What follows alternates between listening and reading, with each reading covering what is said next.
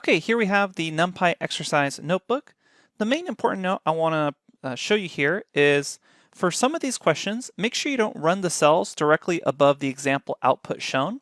Otherwise, that ends up writing over the example output. So essentially, you just have a bunch of questions like importing NumPy as NP, creating an array of 10 zeros, create an array of 10 ones, create an array of 10 fives, and so on. And you'll notice for a lot of these, there's an example output.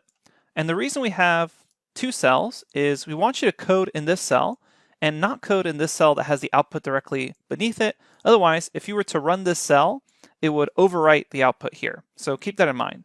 And basically, it's just a bunch of questions asking you to kind of mimic the output shown, as well as an explanation of what the output being shown is. So just keep going on, and you should be able to see the correct answer as well as the task. And for some of these where there's a random number, your results value may be different than the ones we show here just because there's random values and we don't ask you to set any specific seed for these couple of first ones.